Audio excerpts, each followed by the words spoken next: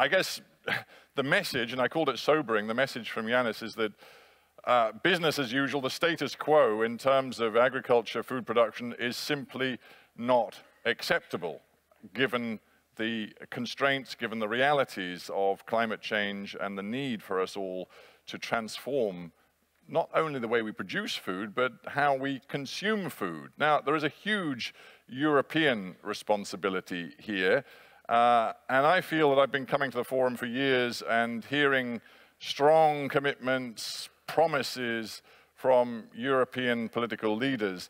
Have they delivered? Well, frankly, ladies and gentlemen, right now is a time where we need to start to make judgments. The current Commission is committed to its Green Deal, to a transformational farm-to-fork strategy, but the mandate of the Commission only has a year and a bit more to run. There will be European parliamentary elections before too long, so this political cycle is already maturing. If things don't get done in the next few months, they will not get done. So how is Europe doing? Well, to answer that question, to give his assessment, I'm delighted to invite up onto the stage Frans Timmermans, who, as you all know, is Executive Vice President of the Commission. I could call him Mr. Green Deal. So, Mr. Green Deal, give us your assessment. Thank you. Thank you very much for this kind and daunting introduction. Good morning, everyone. Nice to see all of you here. I'm also very happy and relieved that I could be here today because the forum had moved to online due to COVID first, and last year I missed it because I had COVID myself. For now, we can put the worst of COVID behind us. The climate and biodiversity crises, we sadly cannot. Failing ecosystems, severe and erratic weather, dying soils will not get better on their own. We have to act, and you rightly say we have to act very quickly. The IPCC report published last week was absolutely clear on that. We need a transition to sustainability, and we need it fast. Without it, direct and indirect shocks will worsen over time, affecting the planet, citizens, and markets. And let me be very clear, this is not about saving the planet. The planet did very, very well without humans on it for a long, long time. And if we spoil it for ourselves, it will do very well without us for a long, long time. This is about saving humanity. And I think we should change the nature of the conversation. And saving the planet seems like a nice thing to do, you know, for do-gooders, etc. Saving humanity is our collective responsibility, and we're putting humanity in peril by our own behavior. And I really liked what Yanis said when he said we should start to rediscover something past generations knew, that we're nothing more than one of many species on this planet, and that we depend on the health and well-being of other species to survive ourselves. And sadly, I think since the first industrial revolution, this knowledge has sort of seeped away, and we've put ourselves above and beyond all other living beings and the planet. And reconsidering this is quite a philosophical change, and I think we should be advocating that very strongly. So climate change and the increasing scarcity of resources will have obviously an impact on our food security. The window to prevent this from happening is closing very rapidly, but for the moment it is still open. And while it is open, we have to act. Whether it's transport, energy, industry or food, every sector will have to change.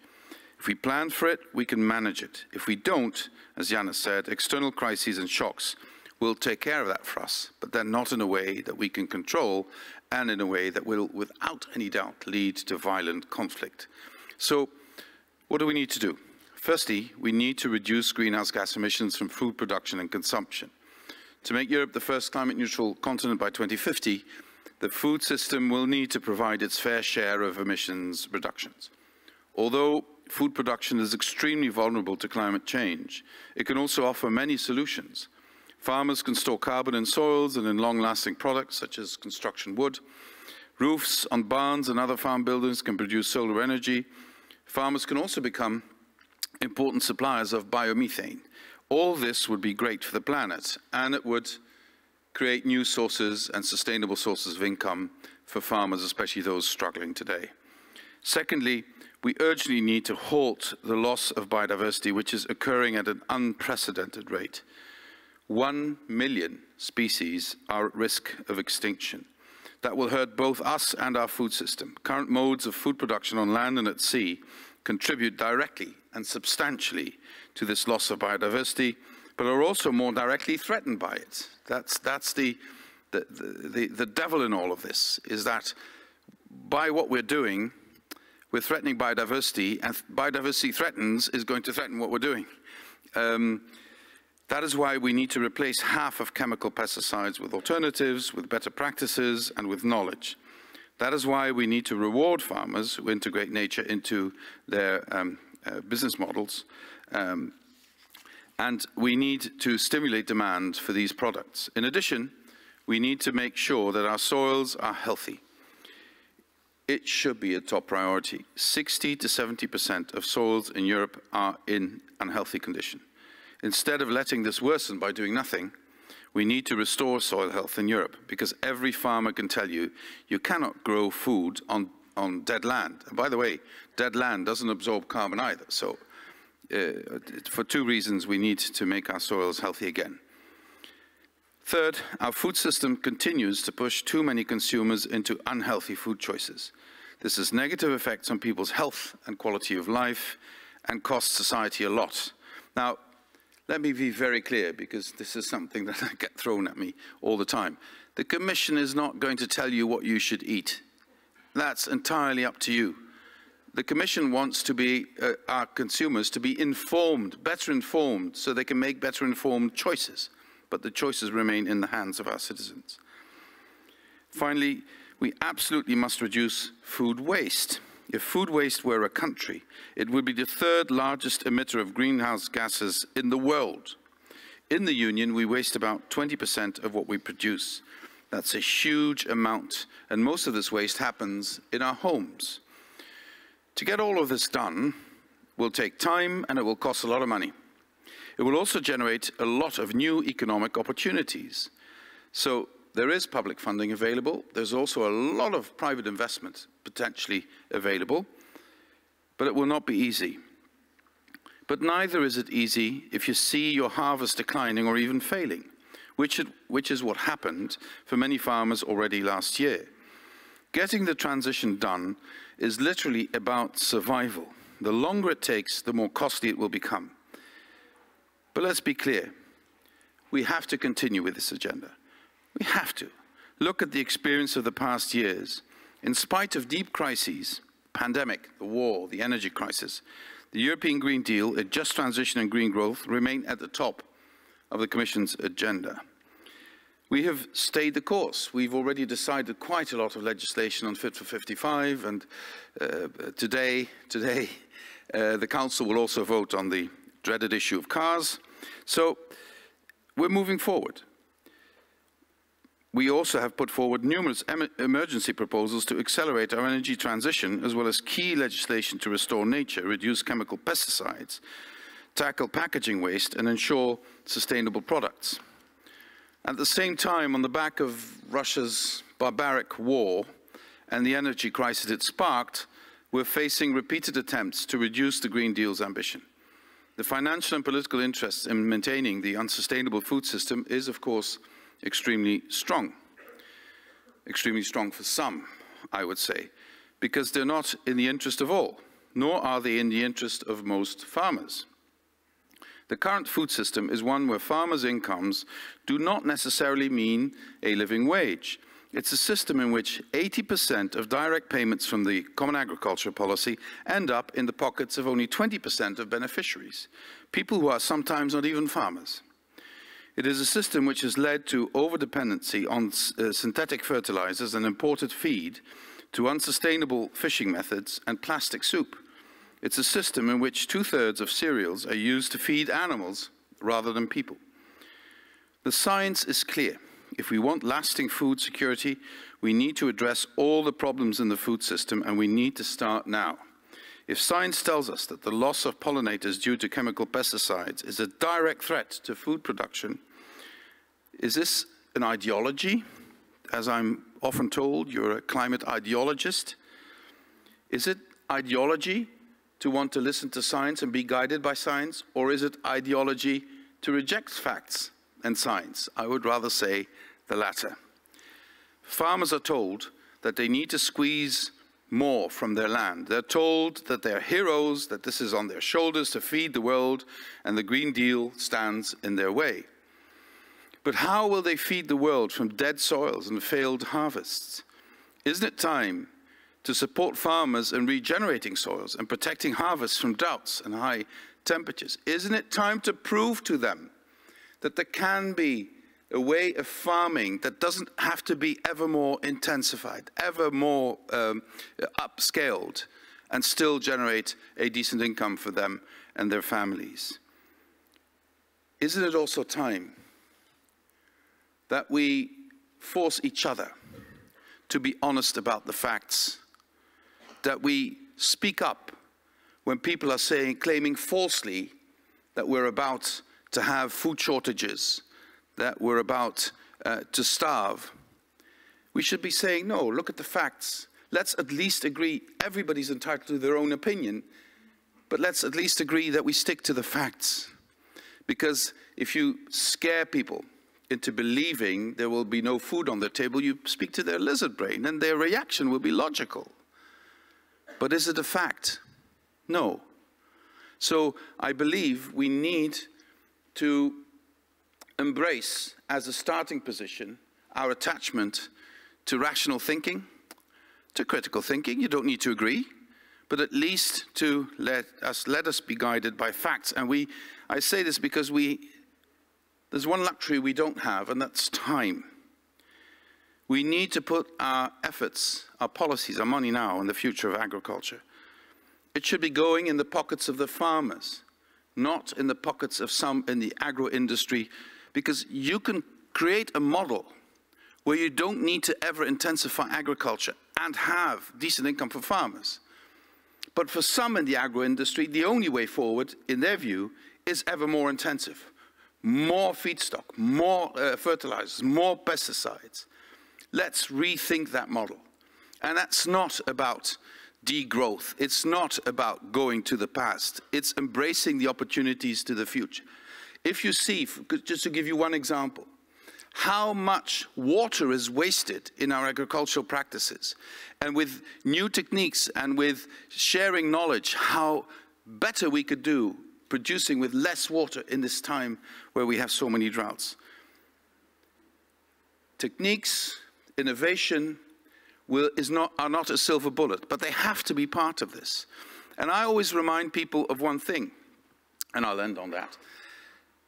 If you look back at the pandemic, if you look at how we could collectively organize in such a way that we produced revolutionary vaccines based on totally new science, based on a totally new approach, which normally would have taken a decade and a half, we were able, through human ingenuity and dedication, to do this in 1 year.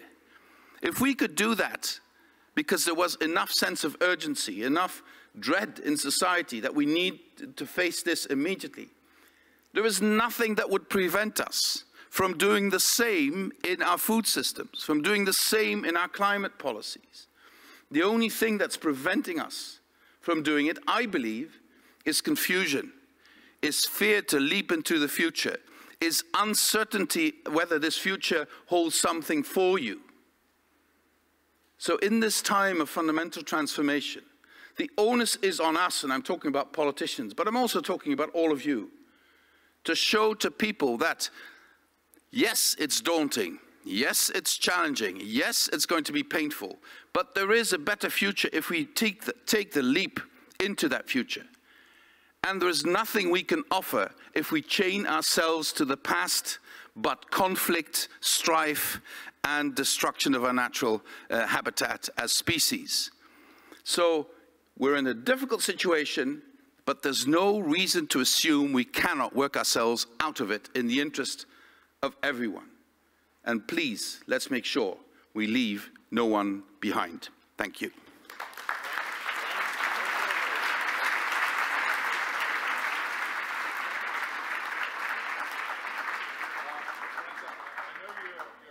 Time, but if you wouldn't mind sitting there for 10 minutes, I'm going to ask you a question or two, and we've got just a couple of contributions from the floor we want you to hear and perhaps very quickly respond to before we let you go.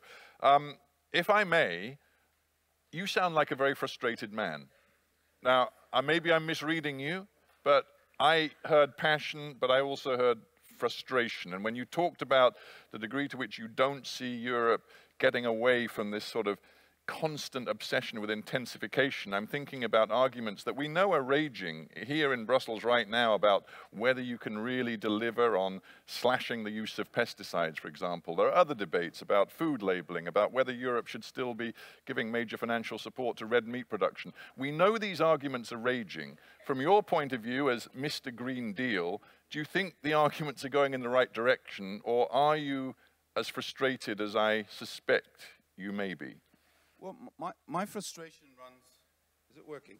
My frustration runs deeper. My frustration is linked to the way in which politicians who know better take leave of science, reject facts, play on the people's fears, and create a dynamic that does not help bring us about solutions. And you mean political leaders across Europe today? Oh, everywhere, everywhere. Not just in Europe, all across the planet. You know, people saying, oh, he's talking about biodiversity loss. Look at all the bugs in here. What are we talking about? People saying, you know, if we don't intensify, if we don't put more land into production, we will starve next winter. Those people who say this know full well it isn't true. So, and then they create a dynamic which is extremely difficult to counter, because if you cater to people's fears, you know, we're all, as I said, we're one of those species on this planet, and we have animal reactions like all other species. If we are made to be afraid of things, if fear dominates us, we will see confirmation of that fear absolutely everywhere, and we will not see opportunity, we will not see hope, we will not see the outcome. And then if that fear dominates, it paralyzes, it chains you to the situation as it is. And you're helping certain actors in the economic field with that, but you're not helping farmers, you're not helping nature, you're not helping society to move on. So if I sound frustrated today, it's because I am motivated to not let that happen. And you made the point initially, we're reaching the end of our mandate. Yeah. We still have a lot to do, but frankly, we've also done a lot. So what are you, if I may, what are you most satisfied with in the progress made over the last 3.5 years or so, 3 years? And what are you least satisfied with? Where do you see the biggest obstacles? Well, what I'm most satisfied with is in spite of the pandemic and the war, we're still speeding up our energy transition, and that's going faster than anybody had assumed before. We had an increase of renewable energy in Europe last year of 40% in 1 year. So that's moving quite fast.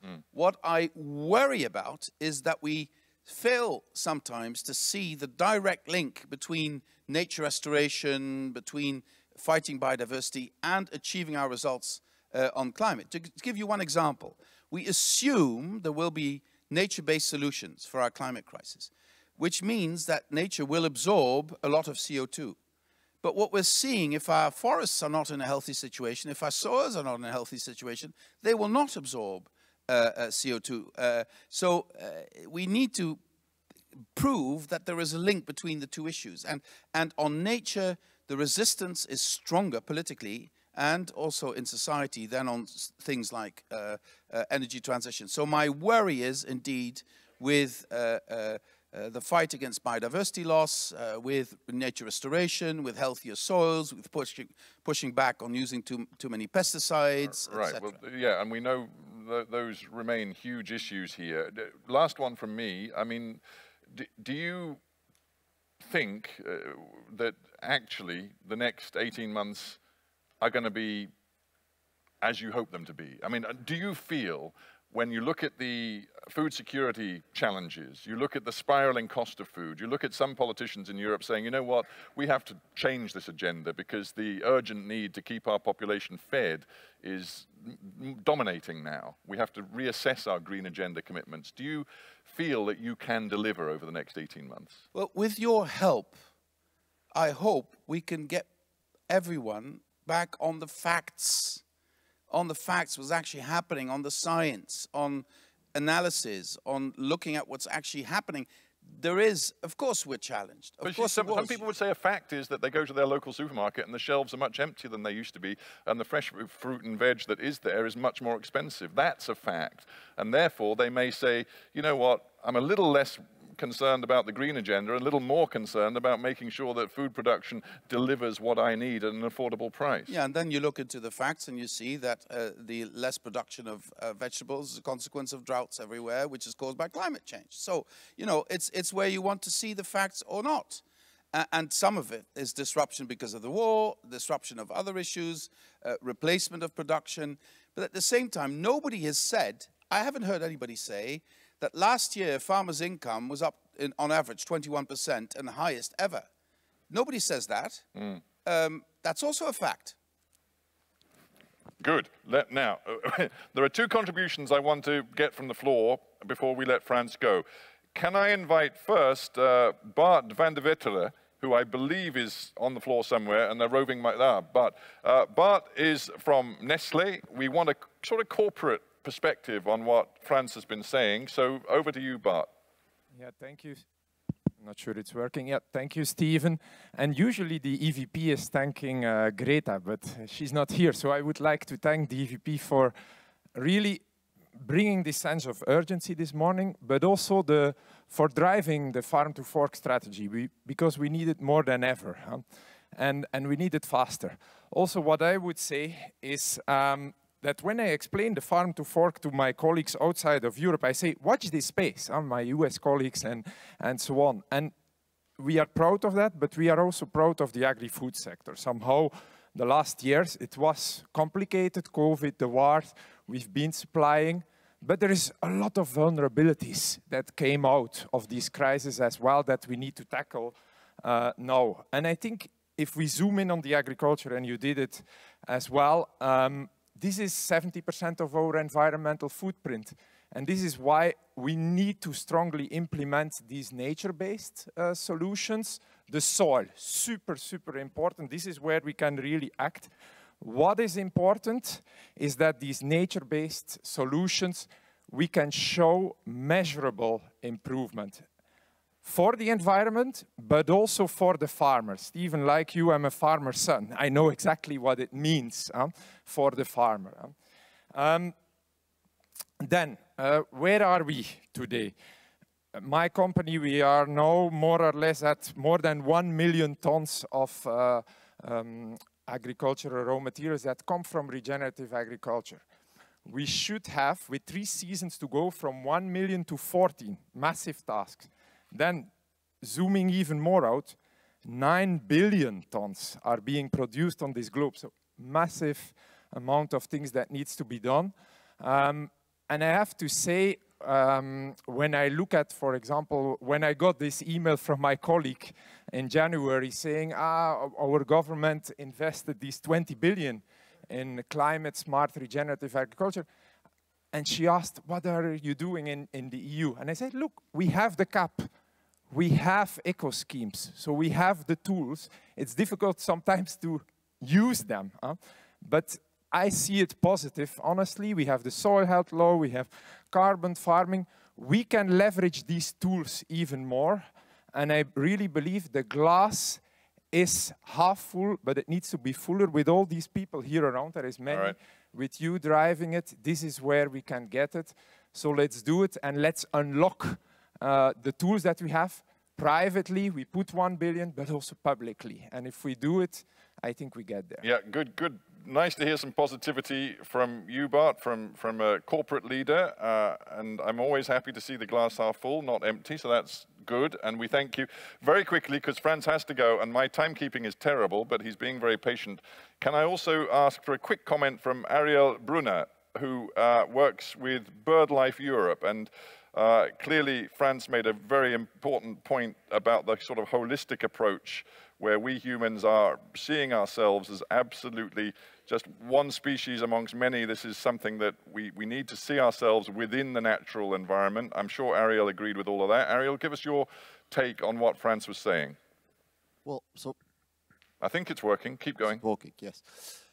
Well, I agree with almost everything the Vice President said. Well, you know what? I work for Hard Talk, so what I'm interested in is what you don't agree with him on. So. Exactly.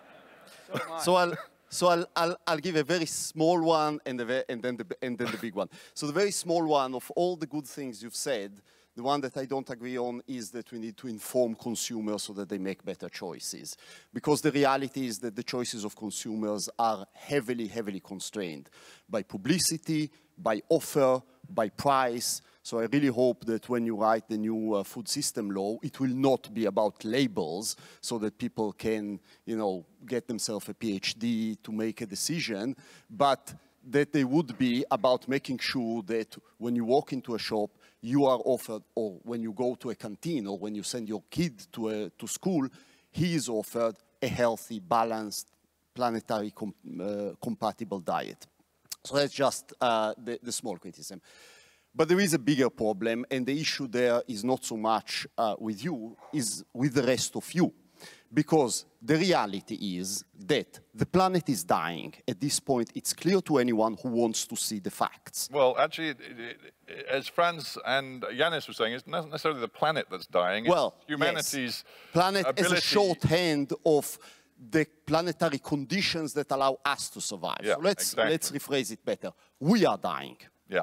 And in 2008, where this circus started, I was convinced that this was about a few decades down the road, and I was still very worried about it. Now, what the IPCC is telling us, just last week, is that it's not about decades from now. It's about the very, very near future, and the window of opportunity is closing very, very fast. Now, that sense of urgency is not there in this town. In the last months, you could have seen not only agriculture ministers, but environment ministers systematically lying, systematically misleading, systematically going against our survival as a species and as a civilization. And they have been doing it because the people, and a lot of them are sitting in this room, are relentlessly spreading disinformation and fear in order to maintain the status quo, perfectly knowing that the status quo is going to cost the lives of a lot of people and the lives and livelihoods of a lot of farmers, because the droughts and the floods hit them before they hit people in the cities. And despite that, people keep lobbying their ministers for no change. You look at what the farm lobby is asking for on almost every single topic is no change at all. Ariel, and we'll pay a huge price for it. You couldn't have been clearer and more sort of giving more of a rallying call to those who believe that, frankly, Europe's politicians are talking about Europe, one more sentence, the same people who are asking not to restore nature, not to restore soils, not to use cap money for the environment and so on, because of food security, are the same people who are deciding, as we speak, about continuing to pay people to burn food as biofuels. Right. Ariel, thank you. In a way, Ariel was just saying in a much less diplomatic way quite a lot of what you were saying. He's just... Well, that's why I'm a diplomat and he's representing an NGO. But maybe it's time for you to use a bit more of his language and his tone, because you've only got a short time left. True, but I also have been in politics long enough, and I've been communicating long enough, that if you talk people into despair, you paralyze them. So you have to point to the seriousness of the situation, and then you have to give people an indication of how we get out of trouble. Because we can still get out of trouble. Let this be my main message. There is no reason why we couldn't solve this issue. There is no reason why we could not, standing next to the farmers, not confronting the farmers, finding ways in which they have a sustainable future, both in terms of their farms and in terms of their income, in a completely different system. We can make this change happen if we also take a full chain approach. This has to be, when we say from farm to fork, it's not just a slogan. We have to address the whole chain, up until the supermarkets and everybody involved. Everybody has to understand we need to change. But if we embrace the change, we can be successful. There is no need for catastrophe to happen automatically. But if we don't get moving now, then things will only become more difficult, because the one illusion we should get rid of is to think that by not changing, everything will stay the same. That is not going to happen, ladies and gentlemen.